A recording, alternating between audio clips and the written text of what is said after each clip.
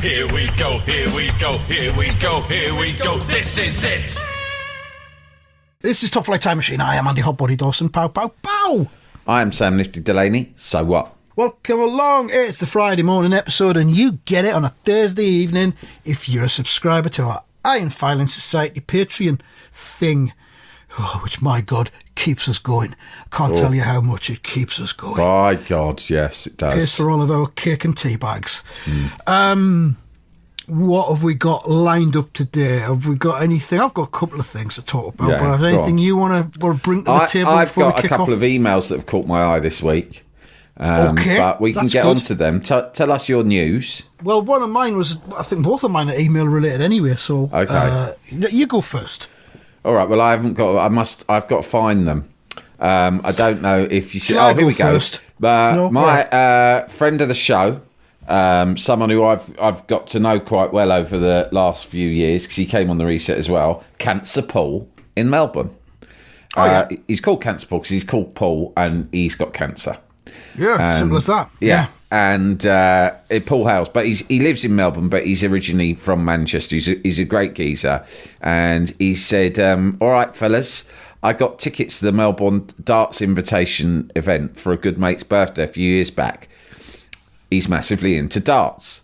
Gist of it was local club players, mostly pretty good, played off first. Then the winners got to play the professionals. That's nice. Good, isn't it? That's a good event. Simon Whitlock was the main star, and Van Gerwen, right? So, are you familiar with Simon Whitlock? He looks like a bit like a wizard. He's got a long beard and long hair, and there's kind of dreadlocks going on, but sort of a bit matted together. Yeah. And he's very English, hairy. or is he English? He's Australian. British. He's Australian, Australian, okay. yeah. Well, and then they got Van Gerwen there as well, which is an impressive name to get along. By the way, Andy, I meant to tell you, I don't know if you can see, but my dartboard is Gary Anderson. It's a Gary Anderson Championship dartboard. One of my very favourite players, Gary Anderson. Yeah, well, I saw you tweeting about him the other day, and I thought, Gary Anderson. So I might make Gary Anderson my guy now. Yeah, go for it. Why not? He's Scottish, isn't he, Gary Anderson? He's Scottish. He's possibly at the tail end of his career. Right. But he's still playing really good stuff, high quality stuff. He's had a prestigious career, hasn't he? He's won a lot. Won the World Championship twice. Yeah. During the Phil Taylor domination era. So good player. No mean feat. Legend. Okay. Anyway, Paul Hale says maybe 8 to 10,000 really pissed Aussies watching, and it was a warm evening. And he puts in brackets, they usually only serve mid-strength beers at sporting events. But this was full strength in plastic pint pots, right? He says 2/3 in fancy dress. They'd covered the whole pitch in a giant tarpaulin and really cheap and light tables and chairs. He's really setting a scene for what's about to come, isn't he? He really is, by saying really light tables and chairs. Yeah. I feel as though that may be key as to what happens. It's like when you watch an episode of, like, I don't know, any like Casualty or Columbo, and they're really heavy-handedly but doing close-ups on things that they're trying to get you to notice and remember for later. Significant later on. Yeah. He says, all pretty light-hearted until one of the local players, an old bloke, maybe 70-odd, came on. He was so nervous, he was visibly shaking, and he couldn't land one, even on the board, right? Couldn't land. So, I mean, that's bad, isn't it? Crowd started going mental and cheering when one stuck in. Everyone started lifting chairs over their heads and doing that Ali Pally darts chant. Yeah. Because of this old boy hitting the board once. 10,000 of them went mental. It's great. Okay. Was a right laugh until security started telling everyone to put their seats down. Now, come on, put your seats down. Next thing, there's 5,000 people with chairs in the air singing. Instead of backing off, security decided to send in a snatch squad. This is, I'm going to say, this sounds like a prison riot when the prison officers realise they're outnumbered and there's nothing they can do. I love snatch squad. It's great, isn't it? Yeah. They sent in a snatch squad. I don't think the snatch squad's going to be enough for this. To throw out a group of Oompa Loompas who were taunting them. I'm not gonna stand here and be taunted by a bunch of Oompa Loompas. Send in the Snatch Squad. He goes, then it went off properly. The tarpaulin was covered in beer. Everyone slipping all over the place. It was like fancy dress, it's a knockout fighting. And then he signs off by saying, one of the greatest nights out of my life. Well worth a look on YouTube. Good luck, lads. Oh, wow. Cancer Paul. And it's on fucking YouTube, mate. Superb. Yeah, so that's I thought that really was a lovely story.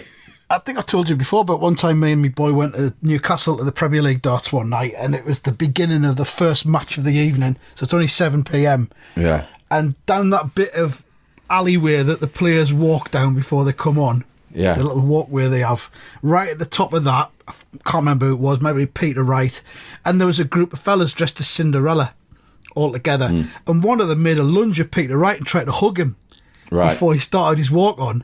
This is nine danker. This is not allowed. So security got hold of him, threw him out, marched him off to the exit to the cheers of everyone. Rest of the Cinderellas didn't go with him. They fucking stuck around. They stayed. There was no solidarity between the fancy dressed Cinderellas. So you've got this scenario. You've got the rest of these Cinderellas in there enjoying the rest of the night, while there's one solitary Cinderella walking the streets of Newcastle, lost, alone, stray man. Ejected from the darts at 7 p.m. Bullied. A Cinderella could get bullied, left alone. That's not on. That was fun. Scott Andrews has sent an email that I liked as well. He says, the title of the email is Decided to Turn to the Soft Life. He's written, all right, cunts. After grafting away as a welder and then a mechanic working on TVRs for 25 years, fucking Scott, you're a better man than either of us. That's a proper career, isn't it? Welder then mechanic on TVRs. A decline in my wife's health in her mid-30s, and also having 4 kids, a shitload of dogs, cats, and untold amounts of DIY I never have time to do, I've decided to quit work for good, to be at home for my family, and so begins my pursuit of the soft life. I intend to fill my days by taking the kids to school, followed by a leisurely stroll home through the woods, with my hands behind my back, purchasing a new teapot with the filter thing inside for tea leaves, copious amounts of digging in my gardens, fucking hell, which are a fucking shitty mess at the minute, followed by a nap in the afternoon before another stroll to pick the kids back up. I may even fit in some jigsaws and crosswords to do as I eat my breakfast and enjoy a lovely cuppa. I will retire from working at the end of May, just in time to enjoy summertime from my rig. TTFN dickheads, love, IFS Platinum Scott, age, guess his age. 43. 41 and 5 months. And he's retired. He's fucking retiring. What a legend. Has he done the I've got to tell you, sums? Scott, this really struck a chord with me. I thought, it's a really positive move he's made in his life. Because he's doing it for the right reasons. He's doing it for his family as well. Yeah. And that's the thing. People think the soft life is lazy, but it's not. It's just putting your effort into a different area of your life, and an area of your life that's more important, more valuable, and everyone will get more out of it, I mean, I get serious point time. I feel really, really lucky that I've been a freelancer for all the time that my kids have been alive. And it means that I can tailor my work from home around school runs, stuff like that. So it means that I have to knock off at like 3:15 every day to go and pick the kids up from school. Don't do that anymore because they're older. Yeah. But just stuff like that. I'm just being around for appointments, doctor's appointments, dentist appointments and all that kind of thing. Didn't earn as much as I possibly could, but being around when there was a period in my life when the kids were younger, when I was doing drive time, I'd like come home probably about 8. I'd be really knackered, uncommunicative. At that time, Len was still really young, and he'd be like, what he'd do sometimes? I'd pull up on the scooter, and he'd have his head out his bedroom window looking for me, even though he'd gone to bed, but he'd wake up, look at me. It was quite sweet, but it was the reason he did it was because it was his only chance to see me. I was out first thing in the morning, back at 8, and it was horrible. But since they've been about, I don't know, probably like 7 and 11 respectively. Like you, I've been around, and sometimes just being around for a cup of tea when they get in from school and they've had a shit day, and you can just have a chat with them about it, means a lot. Of course, if you're not able to do that, you can still be an excellent parent. I'm not saying that, but what I am saying is I feel like you. I feel very privileged to have been able to do it. Lucky. Definitely. And I don't know what Scott's circumstances are and how he's managing to do it. And so I'm not saying to everyone, you should do it, because it's not reality for some people. But I really, really enjoyed reading this email. And the idea that even if you and I, with our advocacy of the soft life, have even played a 1% role in that decision or in his vision for the new soft life he's living, then I am delighted, mate. Yeah, totally. And we will get around to finishing off the Premier League season overviews at some point that we started doing originally in 2018, whatever it was. I'm not sure if football even fits into soft living anymore. It's hectic living, isn't it? You said a thing the other week, which I hadn't thought about before, which was that football's really bad for your mental health. And I'm absolutely adamant that it is. Yeah, 100%. There's no peace and love and good vibes around going to football. Very rarely. I saw a clip of people shouting vile abuse at Declan Rice about his girlfriend or his wife, whatever she is, like. And I thought, what kind of environment is this for me to take my children to? I'm taking my daughter and her mate to football. I'm like, oh my God, this place is horrendous, right? Yeah. I mean, by the way, that clip wasn't at West Ham, but the point is that you get some bad. It can be an unpleasant environment. It can be stressful because you're always stressed about your team and how shit they are or what's going on. You're stressed about all the rules stuff that we've been talking about a lot recently, but also. You were talking about snooker a moment ago, which I know you love going to see. Now that's in keeping with the soft life. It's the soft life nice. Sport. Yeah. It's the soft life sport. It's competitive, totally. But it makes you feel nice, doesn't it? Watching snooker. It's weird because you get that feeling of you feel your heart rate slowing down when you're watching it. When you go to actually go to the Crucible to watch it, you feel your heart rate slowing down. But there's also the tension and the excitement of what's happening on there. If something really, really good happens and there's a tense kind of match going on. I saw something in the paper, a headline that the Crucible smelt, mate. Is that true? That's not true. Have you read this, one of the players. That's the Iranian player Hossan Vafai, who is a little bit if you don't outspoken. like it, mate, you know what you can fucking do. Fuck off back to Iran. That's what they had people on because social media snooker's a bit lively as well. Okay. There's people on there going, because fucking Iran don't smell of nothing, does it? Fucking hell. Well, the fucking Crucible in Iran, I tell you what, you miss the blackout there, they'll have your fucking hands off in the town square, sunshine. 2 legs off the fucking floor to cut them off. So Hossan Vafai, he's a bit lively, he's a bit outspoken. Is he? And he lost, and he said that the Crucible stank. Yeah, this place stinks. Fuck your game. I don't want to stay any moment longer anyway. Fucking stinks of shit. Maybe it does smell backstage. I don't know, but the bits where the seats are, it smells perfectly fine. What's the food like there? Like when you want to get a snack? I've not had the food before, other than a nice bag of minstrels that I like to suck on while I'm watching. Are you allowed? So you're allowed to take food into the arena with you? You are. I think you're only allowed to buy your own sweets when you're in there. I don't think you can take sweets in your own. You can't take like a pizza. There's always ways around that. Of course there is. They do frisk you when you're going in because of course just stop oil. I'd stick peanuts down my willy like the Beatles did when they went to Graceland. 6 of them. 6 peanuts down my willy. Penis nuts. My willy tube, and I'd pop one out every frame. Yeah. Because it just stopped oil last year, if you remember. They got in and sprayed fucking dust or whatever it was all over one of the tables, so the security's a bit tighter now. You get frisked on the way in. But they do. Not just stop oil, mate. It's not. That's. I haven't got a political agenda. Well, that's I've got what the fella last year I got said. 6 peanuts in my willy, and I got a packet of fruit pastels up my arse. And believe me, there is nothing political about any of it. I just get it's peckish. personal, not political.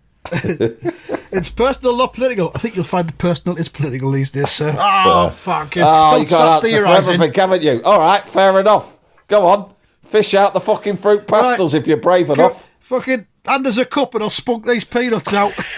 That's what you want. That's what you want, innit? You filthy fucking rotter. Yeah, so you get frisked on the way and you can buy minstrels. There's a nice little breakfast bar downstairs where they do bacon sarnies and sausage sarnies and all that, but I've not tried them. But I'm going there for a little snooker holiday next week, so I might partake and report back after I've done that, so that's going to be good. Quarter-final stage I'll be going for. Oh, bring it on. There was it was a comment actually on the Patreon regarding Sir Stephen Hoff, the virtuoso pianist who I went to see in Glasgow last week. Oh, yeah. Got a bit more background on the Sir Stephen Hoff, who, as I said, appeared to be fairly full of himself. Yeah. Not unconfident about his abilities. No. And why not? That's why he's a virtuoso. You don't want a shrinking violet as a virtuoso, do you? He calls himself the big dog. Yeah, he does.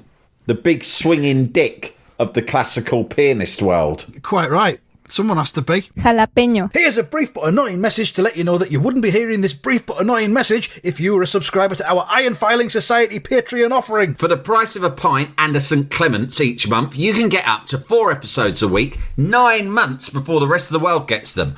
Early access to regular episodes, lots of other marvellous benefits, and there's absolutely no adverts or brief but annoying messages like this that'll get right on your ticks. Find out more and subscribe now at tftimemachine.com/ironfilings. Jalapeño. Jalapeño. Listener David Davies said, "Love the Hoff chat. I've seen him perform a bunch of times and he's definitely in no doubt about his own worth." It wasn't just a one-off then. But his backstory is quite something.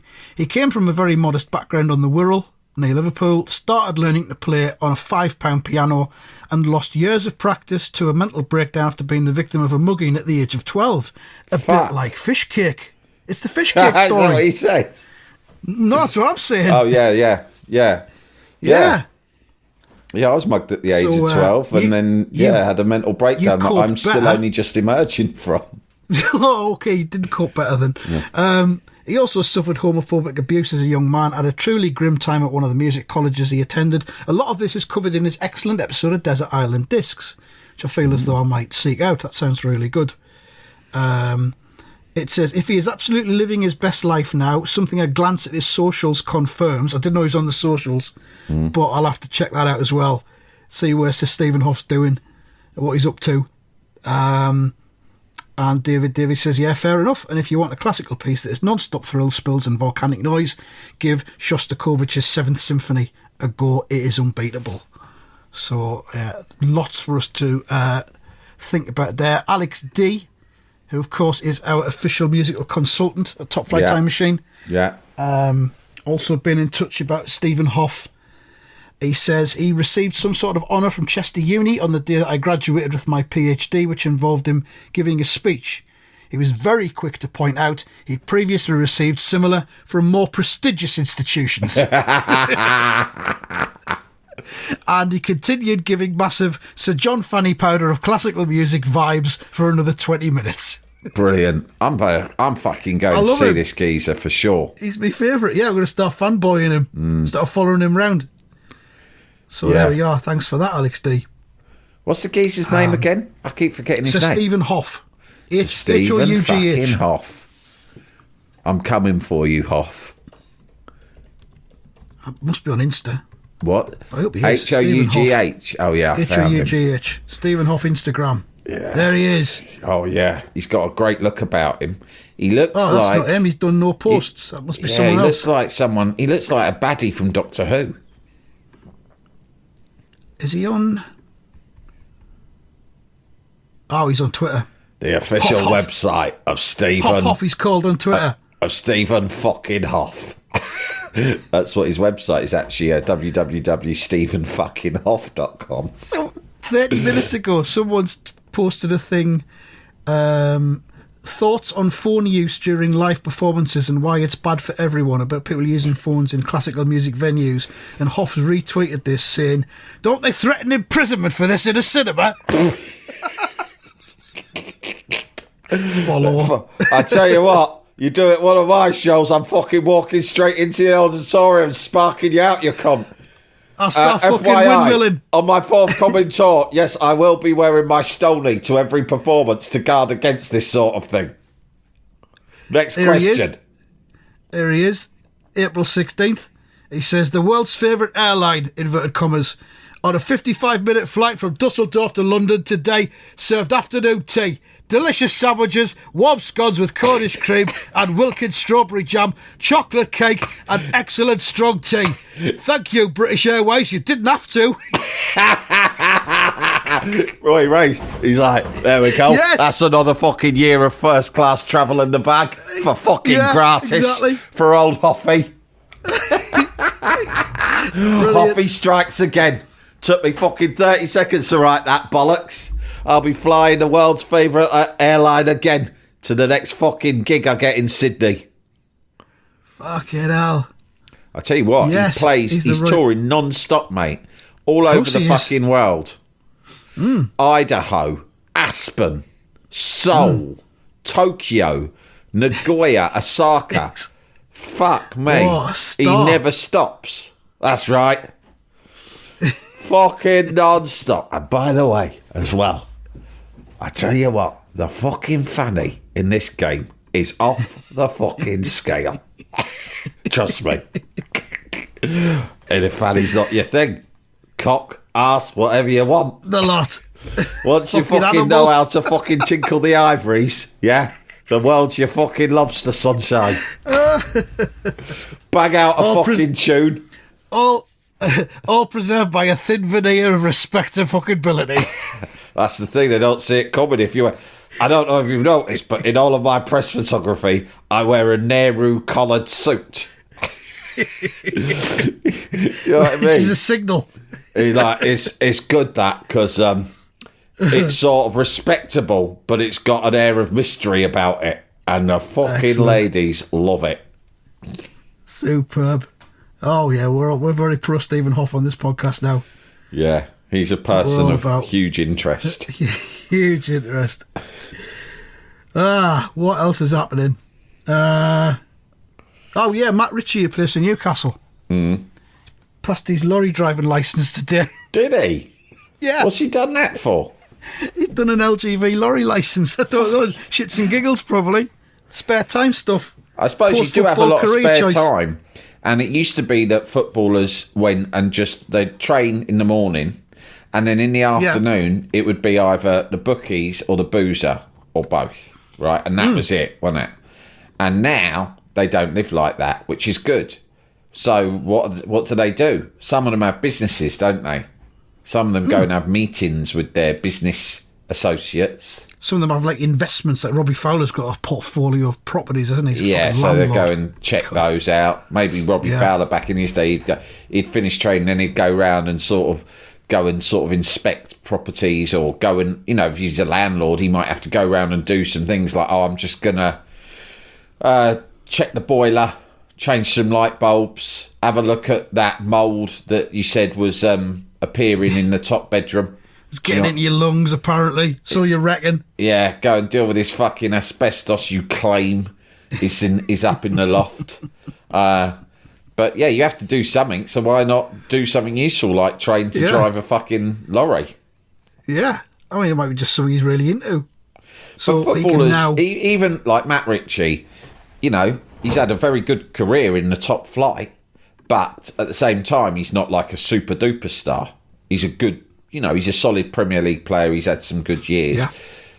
But even 34 if you're now, so he's 34. Even if nowadays you can just be I wouldn't say he's a journeyman, but I think did he play for Bournemouth before? I'm not sure. But yeah. But anyway, surely even those guys, like the middling players, the non-superstars, are still able to just retire in their 30s and never want You'd for think money so. again. Any Premier League player of the last 15 years. Even if you're an average player now, I think you get like 50 grand a week, don't you? Oh, I reckon so, yeah. Maybe more. You do that for 10 it's years. 2.5 million a year. You're earning 2.5 million a year, as long as you're shrewd in your investments, which I would not be. But, you know, if Matt Ritchie's got more financial nous than me, he'll be fine. Matt Ritchie can now drive a lorry over 7.5 tonnes and up to 32 tonnes. Fucking big responsibility.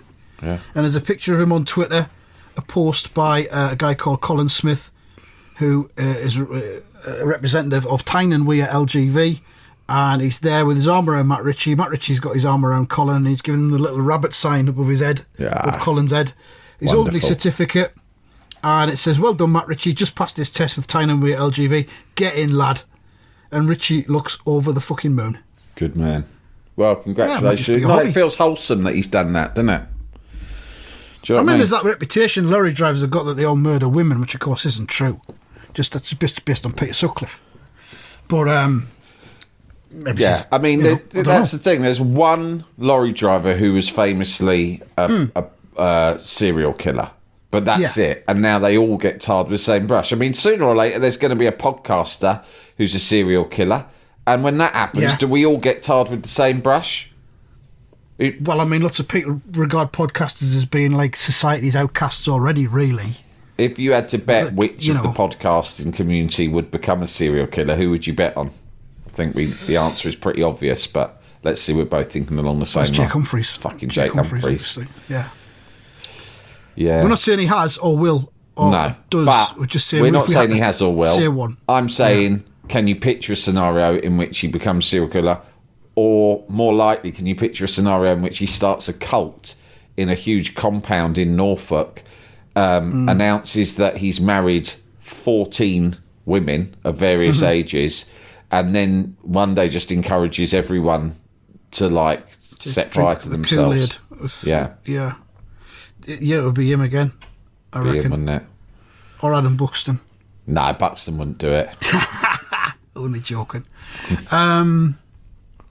So yeah, Matt Ritchie is now a lorry driver. So this weekend I'll be assembling and using my brand new leaf blower and vacuum combi.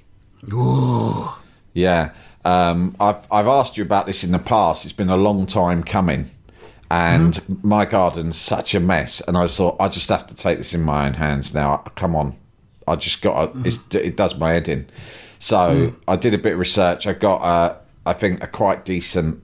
I don't know. I think it's some sort of Japanese brand. I didn't get the Bosch because I didn't want to get. I don't always trust when it comes to vacuuming things. I don't really always trust cordless because I just don't trust that they're going to have the power. Yeah, I shy away from cordless all the time. Yeah, especially when it's So I thought, fuck that. So I nearly got the Bosch, but the Bosch, it was only something like a 4-metre cable. And I thought, I don't know, that seems restrictive. So it's something like, I want to say like a Hitachi or something like that. You want a 10-metre extension, that's sort you out. Well, this one that I got, 12 metres, mate. Reel. 12 fucking metre cable. Fucking hell. Yeah. Nice. I mean, obviously my garden's not nearly that big, but I don't need the full 12, but I like to know that I've got more than I need. Do you know what I mean? It's like battery power. You want your phone to be fully charged, even if you know you're only going to be out for like an hour. Yeah. So anyway, I'm going to do that, and I'm really looking forward to it, mate. You're a leaf blower user yourself. Yeah, I am. It's how good. often- What I'd recommend. Have you got any gardening gloves? Yes. Wear the gardening gloves because the vibrations that come off the handle of these things is fucking ridiculous. And Really? It'll dull some of the vibrations if you've got like a barrier, like gardening gloves. Thick gardening what gloves. about a mask to protect? No, eye I wear a protection? mask. No, I wanted to get one of those sort of welders fly in ones your that eyes. people wore, transparent sort of welder style masks in COVID that I was quite envious of. I was thinking maybe I could get one of those. I mean, if you want to. Yeah. It's not going to hurt. It's not going to make it And any worse. lastly, does your one suck as well as blow? Yes, it's got a bag on it. Yeah, so this has got a bag. Now, here's a very important question. I'm a bit embarrassed to ask it, and I don't think I would ever do this, but I am interested. Ever sucked up any dog shit with it? It won't suck up dog shit. Really? It won't suck up dog shit. It won't suck up plants. It's just got enough suck to pull up leaves Just that are leaves. loose on the ground. Okay. So you won't get anything heavier than a leaf, it's not doing it. For example, there was some. I've got a tree in the garden that gives off some little berries that all fall to the ground. Yeah. In autumn, early autumn. Your berry and tree. I thought I'll suck them up as well. Yeah. Suck them cunts They're up. getting fucking sucked, let me tell you that for nothing. And they're only small, but it doesn't suck many of them up. Really? It'll not suck them all up. So it's not a power sucker. So that was annoying. That was annoying, so it wouldn't do that. But it's a leaf sucker. It's not a berry sucker. So I'll you have to buy suck up a separate tool. You suck up. There's probably a separate berry sucker you can get. Possibly, yeah. Another 50 quid. If you called up the manufacturer, they go, of course it doesn't fucking suck berries up. Read the small print. You read the box. You should have paid extra and got the fucking multi-sock. Does berries, shit and leaves. Cost 50 quid more, mind you. No, mine sucks up leaves and then it's got a bag on and it shreds them inside the machine. Oh. And you can just put them into your garden bin or into your composter if you want to put them in there. That's my weekend. Well, I've fucking got to go to West Ham, Liverpool on Saturday morning, which I really don't want to do. But it's been a long-term promise to take my daughter and her mate, and they don't care that West Ham have turned dog shit. They just want to go to the game because they think it's a fun day out. So I've got to go along to that, which I'm not looking forward to. But then as soon as I get back, out comes the leaf blower and the rest of the weekend. Probably leaf blower and darts, to be honest. Yeah. Excellent. Soft life. Let's do some predictions as we're talking about football. Here we go. Everton versus Brentford. Oh, I think Everton will win this 2-0. I'll go 2-1 Everton. Bournemouth versus Brighton. I'll go first on this. I think this will finish 2-2. I think 2-1 Bournemouth. West Ham versus Liverpool.